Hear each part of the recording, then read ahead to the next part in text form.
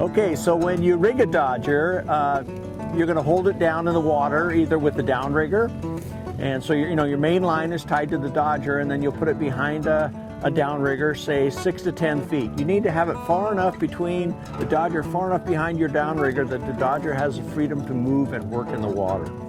And if you're rigging it behind a diver, then you need about 4 foot, usually about 4 foot of distance between your diver and your dodger, so it allows the freedom to work. If you were to run it real close, you're going to restrict it and it's not going to be able to work much.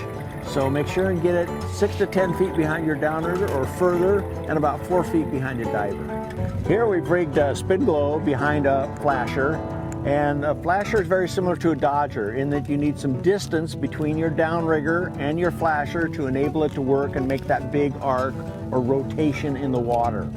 If you tied it real close, it would restrict it and it would still have some movement, but not enough to really give you the action you want.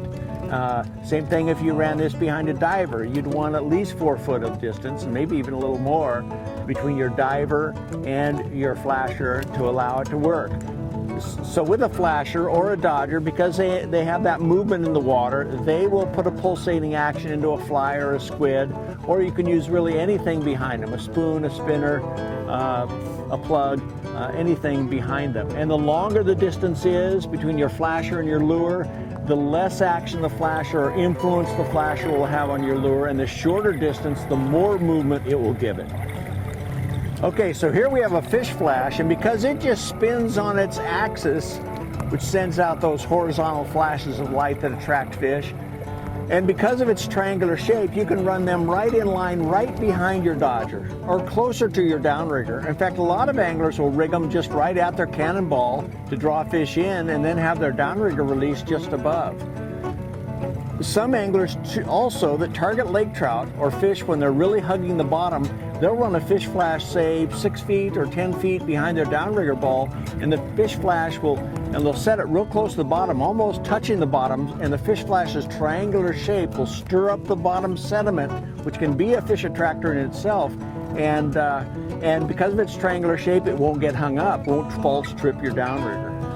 Now, fish flash does not impart any real action because it's just spinning. It doesn't impart any real action on the lure behind. So a spinner, a spin glow, a plug, a spoon, something that has some action of its own is what you need to use with a fish flash. Because the fish flash has no drag, it's great for wireline or copper line trolling. You know, the flashers like a dodger, particularly in a larger size, or the bigger flashers, they've got a fair amount of drag in the water, but a fish flash really has no drag because it's just spinning like a windmill.